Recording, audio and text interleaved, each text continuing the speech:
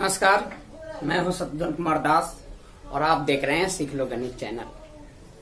Lockdown चल रहा है, इसलिए ऐसी परिस्थितियों में ऑनलाइन पढ़ाई का महत्व बढ़ जाता है, क्योंकि सारे स्कूल कॉलेज कोचिंग बंद है। तो एक माध्यम रह जाता है विद्यार्थियों को अपने से जोड़ने के लिए कि ऑनलाइन पढ़ाई किया जाए। तो इसी कड़ी में हम आपको लेकर आए हैं एक्सरसाइज 3.2 क्लास 10th का मैथ, जिसमें आपको बोर्ड पर दिखाई दे रहा होगा कि प्रश्न संख्या 2 की अनुपातों A1 अनुपात A1 बटा A2, B1 बटा B2 और C1 बटा C2 की तुलना करके ज्ञात कीजिए कि निम्न समीकरण युग्म द्वारा निरूपित रेखाएं एक बिंदु पर प्रतिच्छेदित करती है, कॉमा समानांतर है अथवा समपाती है। मतलब इन समीकरणों से आपको पता करना है कि कौन सा समीकरण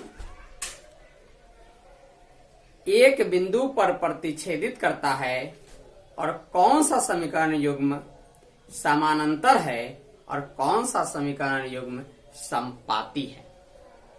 तो इसको जानने के लिए कुछ चीजों को समझना जरूरी है। मतलब कि अगर कोई रैखिक समीकरण युग्म अगर ऐसे हो A1 x plus B1 y बराबर माइनस C1 बराबर 0, और दूसरा समीकरण अगर हो A2 x plus B2 y plus यहाँ कर दीजिए C2 माइनस भी कर सकते हैं बराबर 0। अगर यह दो समीकरण है तो अगर इस प्रकार हो A1 बटा A2 बराबर नहीं है B1 बटा B2, A1 बटा A2 बराबर नहीं है A1 बटा A2 बराबर नहीं है B1 बटा B2, तो यह रेखाएं जो होगा तब समीकरण युग्म जो है एक बिंदु पर प्रतिच्छेदित करेगी। मतलब रेखाएं प्रतिच्छेदित करेगी, रेखाएं प्रतिच्छेदित करेगी, यह होगी। अगर दूसरा स्थिति देखें, हम दूसरा स्थिति देखें, अगर A1 बटा A2 बराबर B1 बटा B2 बराबर नहीं है C1 बटा C2, देखिए यह A1 बटा A2 बराबर नहीं है B1 बटा B2, तो क्या हुआ, रेखाएं प्रतिच्छेदित करेगी। अब दूसरा स्थिति क्या है कि A1 बटा A2 बराबर है B1 बटा B2 लेकिन बराबर नहीं है C1 बटा C2, तब यह होगा, तब रेखाएं समानांतर होगी। रेखाएं समानांतर होगी, ठीक है।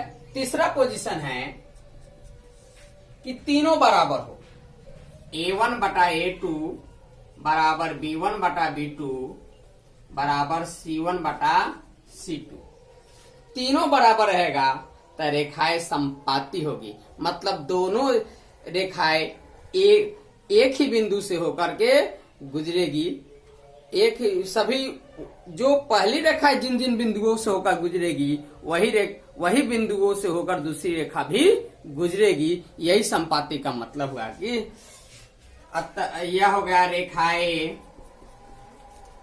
समपाती होगी।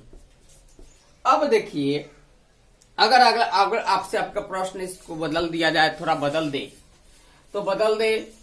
तो अगर A1 बटा A2 बराबर नहीं है B1 बटा B2 तो यह होगा रेखाएं प्रतिच्छेदित नहीं करती है।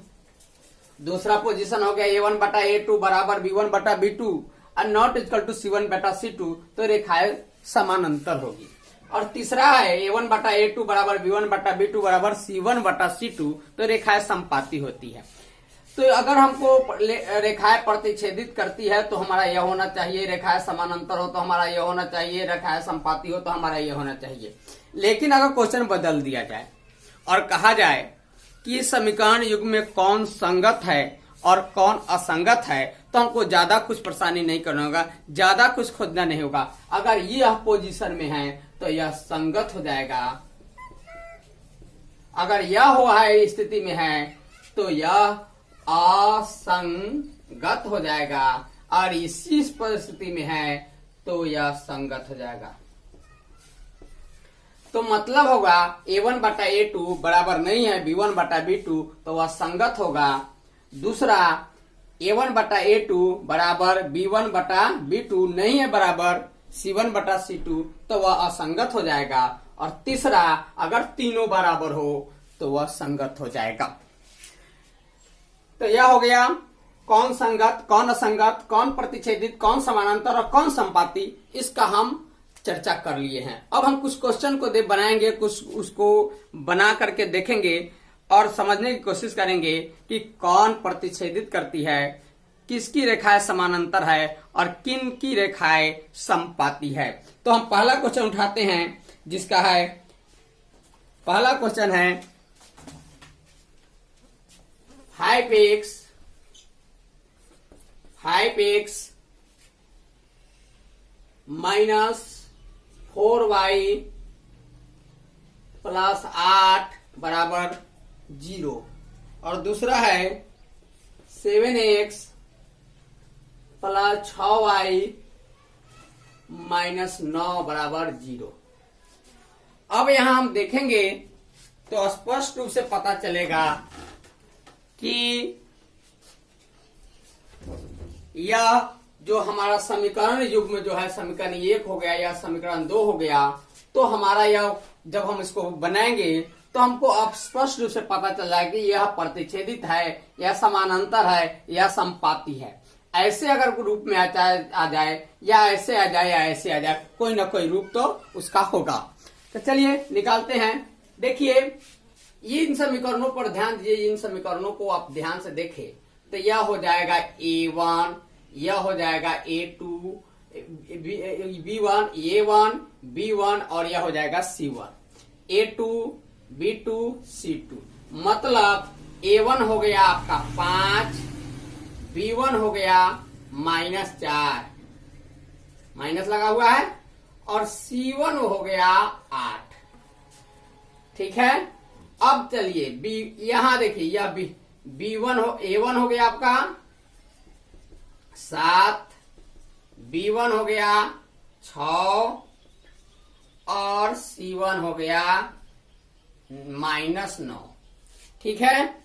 अब चलिए हमको निकालना है, सबसे पहले हम निकाल लेते हैं A1 बटा A2। चलिए A1 का मान है 5 बटा 7, नहीं कटेगा, इतना ही रह जाएगा। अब हम निकालेंगे B1 बटा B2। यह क्या है, B1 का मान कितना है -4 बटा 6, काटिए इसको 2, 3 आ गया -2 बटा 3। अब हम ध्यान से इसको अगर देखें तो क्या देखेंगे, A1 बटा A2 का वैल्यू 5 बटा 7 आया है। ठीक है। और यहाँ B1 बटा B2 का वैल्यू आ गया -2 बटा 3। अब स्पष्ट रूप से आपको दिखाई देगा कि यह दोनों बराबर नहीं है।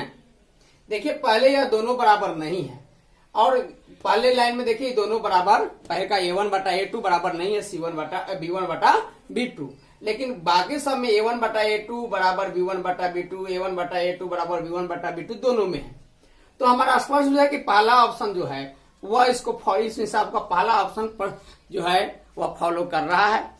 तो हम लिख लेंगे दोनों बराबर नहीं है, तो हम लिख लेंगे यह दोनों बराबर नहीं है, मतलब लिखेंगे चूंकि A1 बटा A2 बराबर नहीं है B1 बटा B2। जब A1 बटा A2 बराबर नहीं है B1 बटा B2 तो क्या होगा, रेखाएं प्रतिच्छेदित करती है, तो लिख देंगे इसलिए रेखाएं प्रतिच्छेदित छेदित करती है।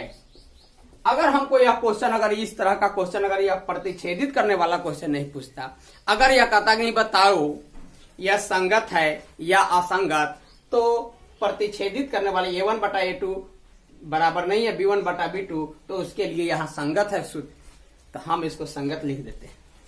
समझ गए? तो यह प्रतिच्छेदित भी करती है और साथ में संगत भी है। लेकिन हमको जो क्वेश्चन पूछा जाएगा उसके अनुसार हमको पूछ रहा है कि यह प्रतिच्छेदित करती है या समानांतर है या संपाती है, तो हमारा आंसर यही है कि यह प्रतिच्छेदित करती है।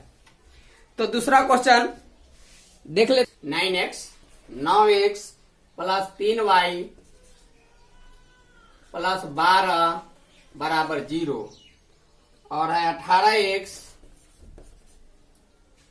प्लस 6y प्लस 24 बराबर 0। अब हमारा समीकरण एक फर्स्ट हो गया या सेकंड हो गया, स्पष्ट रूप से दिखाई दे रहा होगा कि यह A1 है, B1 है, यह 12 जो है C1 है, 18 क्या है A2 हो गया, 6 B2 हो गया और 24 जो है वह C2 हो गया। तो हमको अब A1 B1 C1 के एक्स्ट्रा हमको मान रखने की जरूरत नहीं है। अब हम डायरेक्ट बनाएंगे। कैसे बनाएंगे? तो सबसे पहले हम निकालेंगे A1 बटा A2। तो A1 का मान कितना है 9 और A2 का मान हो गया 18।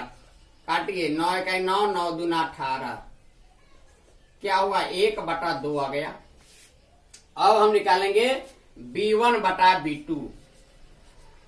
चलिए B1 का मान यहां देख लीजिए 3 है, तो हम यहां लिखेंगे 3 और B2 का मान क्या है 6 हो गया। 3 का 3, 3 दूना 6 हो गया 1 बटा 2। अब देखिए पहले हम लोग बनाए थे दोनों बराबर नहीं था, यहाँ दोनों बराबर है तो 2 यहाँ क्वेश्चन नंबर यहाँ देखिए कोई इसमें दोनों में बराबर है, तो हमको पता नहीं चलेगा जब तक हम C1 बटा C2 नहीं निकालेंगे। अब C1 बटा C2 निकालेंगे कि वह बराबर है कि नहीं। अगर बराबर नहीं होगा तो यह होगा, बराबर होगा तो यह होगा। और पहले अगर दोनों बराबर नहीं है तो स्पष्ट रूप से यह हो जाएगा। और अगर पहले का दोनों बराबर हो गया तो हम कंफ्यूजन में रहेंगे, यह होगा कि यह होगा। तो हमको अंततः यह निकालना पड़ेगा C1 बटा C2 कि आखिर वह बराबर है कि नहीं। अगर बराबर नहीं है तो यह हो जाएगा, अब बराबर होगा तो यह होगा। चलिए हमको C1 बटा C2 भी निकालना पड़ेगा। C1 का मान है 12 और C2 का मान है देखिए 12 यहाँ है और C2 का मान 24 है, तो 24 लिखेंगे।